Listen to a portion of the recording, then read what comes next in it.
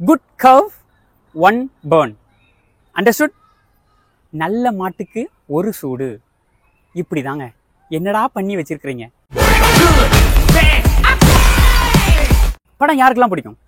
நீங்க அஜித் ரசிகராக இருந்தால் இந்த படம் குட். ஓரளவுக்கு நியூட்ரலாக இருந்தால் நாட் பேட் அல்லது பேட். அஜித்தை பிடிக்கவே பிடிக்காது அப்படின்னா இந்த படம் உங்களுக்கு அக்லி. இந்த ஆண்டோடைய 2வது படம் அஜித்குமார் அவர்களுக்கு. பிப்ரவரி மாதம் விடாமுயற்சி. மனைவியை தேடி தேடி தேடி விடாமுயற்சியா அந்த படத்தை எடுத்தாரு. இப்ப இந்த படத்துல யாரை தேடுறாருன்னா அதே குடும்பத்துல அவருடைய பையனை தேடி போறாரு. Good bad ugly. இந்த படம் ஒட்டுமொத்தமா எப்படி இருக்கு, யாருக்கு பிடிக்கும் அப்படின்னா அஜித் ரசிகர்களுக்கு மட்டுமே பிடிக்கக்கூடிய ஒரு கதை அல்லது ஒரு படம்.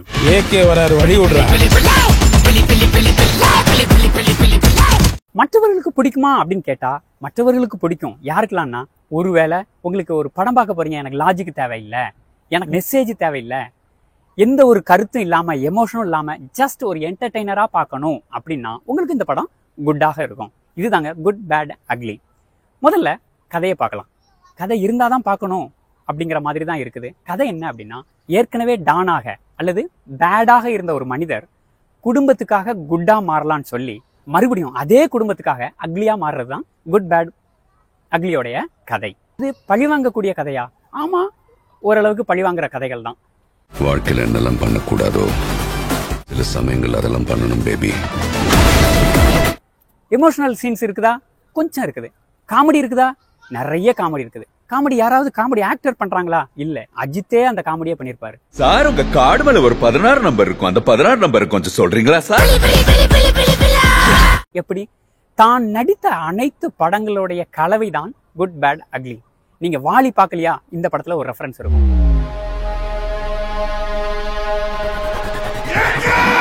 வரலாறு, வில்லன், இப்படி அவர் நடித்த எல்லா படங்கள் இருந்தும் கொஞ்சம் கொஞ்சம் வசனத்தை எடுத்து உள்ளார போட்டு கரெக்டான இடத்துல ஃபிட் பண்ணிருக்காங்க. கை இருக்கும், கால் இருக்கும், மூக்கு இருக்கும், மொழி இருக்கும், ஆனா உயிர். இந்த படத்தின் இயக்குனர் முழுக்க முழுக்க அஜித்தோடைய தீவிர ரசிகர் அப்படின்னே சொல்லலாம்.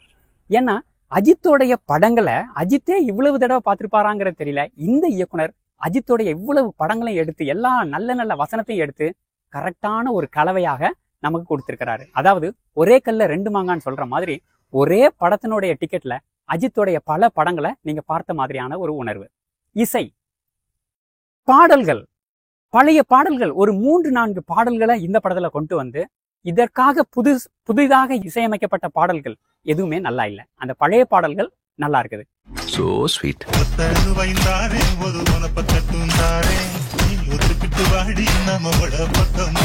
பேக்ரவுண்ட் மியூசிக் ஜிவி பிரகாஷ் அவர்கள் நல்லா கொடுத்திருக்கிறாரு. ஆனா இன்னும் மெருகேற்றிருக்கலாமோ அப்படிங்கிற எண்ணம் தான் இருந்தது. அடுத்ததாக இதில் நடித்த கதாபாத்திரம் முழுக்க முழுக்க அஜித்தே இந்த படம் முழுக்க வளம் வந்தாலும் ஒரு சில இடங்கள்ல மற்றவங்களுக்கும் ஸ்பேஸ் கொடுக்குறாங்க. எப்படி? த்ரிஷா அவர்கள், பிரசன்னா அவர்கள், பிரபு அவர்கள், அதை விட வில்லனாக இரட்டை வேடங்களில் கலக்கக்கூடிய அர்ஜுன் தாஸ். ஏற்கனவே மாஸ்டர் படத்துல ரொம்ப நல்லா கலக்கிருப்பாரு. இந்த படத்துலயும் இரட்டை வேடங்கள்ல நல்லா கலக்கிறாரு. ஏகே சார், இப்பதான் உங்க வரலாறு எடுத்து பார்த்தேன். நீ பெரிய வில்லன் கேள்விப்பட்ட? ஏன் கேம்ல நான் தாண்டா உனக்கு வில்லன். இது எல்லாமே கதாபாத்திரங்கள். அப்புறம் கிங்ஸ்லி, காமெடி நடிகர் கிங்ஸ்லி மற்றும் யோகி பாபு அவர்களுக்கே உரிய ஒரு சில இடங்கள்ல வந்து கலக்குறாங்க. அடுத்ததாக திரைக்கதை. இந்த இடத்துல இயக்குனரை கண்டிப்பாக பாராட்டணும். ஏன் அப்படின்னா எந்த இடத்துல எல்லாம் படம் தொய்வை சந்திக்குதோ அந்த இடத்துல எல்லாம் ஒரு பழைய பாடலோ அல்லது பழைய அஜித்தோடைய படத்துல வரக்கூடிய வசனத்தையோ எடுத்து போட்டு அப்படியே ஒட்டி பஞ்சர் ஒட்டி கொடுத்துடுறாரு. இது இயக்குனருடைய நல்ல ஒரு முயற்சி.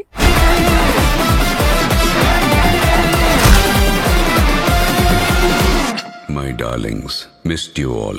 முதல்ல சொன்ன மாதிரி கருத்து கிடையாது. அஜித் எதுவும் நம்மளை வெறியேற்ற மாதிரி ஒரு மோட்டிவேஷனல் ஸ்பீச், ஒரு டைலாக் அப்படி நான் யார் தெரியுமா, என்னுடைய ஒவ்வொரு நிமிடமும் ஒவ்வொரு நொடியும், அந்த மாதிரி எதுவுமே கிடையாது. அப்பப்ப கண்ணாடி போட்டுக்கிட்டு ஒரு வசனம் சொன்னாலும் பக்கத்துல இருக்கிறது யாராவது அதை ஸ்டாப் பண்ணிடுறாங்க. இது எல்லாமே படத்தோடைய பிளஸ்ன்னு சொல்லலாம். இப்ப இந்த படத்துல மைனஸ் என்ன? நான் இது நாள் வரை சொன்னது எல்லாமே மைனஸாவே உங்களுக்கு தெரிந்தாலும் கூட படத்துல மைனஸ்ன்னு சொன்னா கதை கிடையாது. 2வது, அஜித்தோடைய பில்டப், அஜித் ரசிகர்களுக்காகவே எடுக்கப்பட்ட இந்த படம் அப்படிங்கிறதுனால ஒரு சில நேரங்கள்ல எப்பா சாமி போதும், இது அஜித்தே சொல்லுவாரு, டேய் முடியலடா அப்படின்னு சொல்லிட்டு தலை வேண்டாம், தலைன்னு சொல்ல வேண்டாம்னு சொன்னாலும் கூட இந்த படத்துல ஒரு 1000 தலை அப்படின்னாவது உள்ள வந்திருக்கும். அதுலயே அஜித் போதுண்டா விட்டுருங்கடா அப்படிங்கிற மாதிரியும் நமக்கு ஒரு உணர்வு கொடுக்குது. அஜித், த்ரிஷா இது அவர்களுக்கான 6வது படம். இந்த படத்துல த்ரிஷாவுடைய கேரக்டரும் ஒரு சில இடங்கள்ல நல்லா ஒர்க் அவுட் ஆனாலும் கூட மற்றபடி பெரிய அளவில் எதுவுமே இல்லை. இன்னும் சஸ்பென்ஸ் என்ன உடைக்கலாம் அப்படின்னா, சிம்ரன் ஒரு கேரக்டர்ல வராங்க. இதுவும் ஒரு சஸ்பென்ஸான சிம்ரனாகவே வராங்க. இதை நீங்க படத்துல தியேட்டர்ல போய் பாருங்க. ரொம்ப வருஷம் ஆச்சுல, ஐ மிஸ் யூ. இன்னொரு சஸ்பென்ஸ் என்ன சொல்லலாம்னா, மற்ற நடிகர்களுடைய, அதுவும் விஜய் படத்துல வரக்கூடிய விஜய் வசனத்தை அஜித் பேசினால் எப்படி இருக்கும்? தியேட்டர்ல போய் பாருங்க. அது சரியான இடத்துல பிளேஸ் பண்ணியிருப்பாங்க. அந்த இடங்களெல்லாம் படம் மக்களுடைய அப்ளாஸை வாங்குறாங்க. அதையும் தாண்டி ரொம்ப நாளைக்கு அப்புறம் இந்த படத்தை தியேட்டர்ல நிறைய மக்களை பார்த்த மாதிரியான ஒரு உணர்வு. ஏன் எப்படிங்கிறது தெரியல. அது போக போக தான் தெரியும். ஒருவேளை முன்னாடியே தெரிஞ்சிச்சா அஜித் ரசிகர்களுக்காக மட்டும் காமெடியாக என்டர்டெய்னர் அப்படின்னு தெரிஞ்சிச்சா அப்படிங்கிறது தெரியல. ஆனா தியேட்டர் முழுக்க மக்கள் இருந்த ஒரு உணர்வு கொடுத்தது. பொதுவா ஒரு படம் முடியுது அப்படின்னா அல்லது முடிய போகுது அப்படின்னாலே ஆடியன்ஸ் எந்திரிச்சு கிளம்ப ஆரம்பிச்சிருவாங்க. ஆனா இந்த படத்துல கடைசி ஒரு 5 to 10 நிமிடம் இந்த ப்ளூப்பர்ஸ்ல அஜித்தும் சரி இயக்குனரும் சரி இந்த படம் முழுமையாக எப்படி எடுக்கப்பட்டது, அந்த காட்சிகளை காமிக்கும் பொழுது அந்த படக்குழுவினரும் சரி அஜித்தும் சரி எப்படி என்ஜாய் பண்ணியிருக்காங்க அப்படிங்கிறத ரொம்ப அருமையாக காமிச்சிருக்கிறாங்க. ஒட்டுமொத்தத்துல அஜித் ரசிகர்களுக்காக, அஜித் ரசிகரால் உருவாக்கப்பட்ட படம் தான் குட் பேட் அக்லி. இறுதியாக இந்த படத்தை பார்க்க போறவங்களுக்கு காட் பிளஸ் யூ, அதாவது குட் பேட் அக்லி, GBU. இதை தான் அஜித்தும் சொல்லுவாரு. படம் பார்க்க போற உங்களுக்கும் நான் சொல்றேன், காட் பிளஸ் யூ.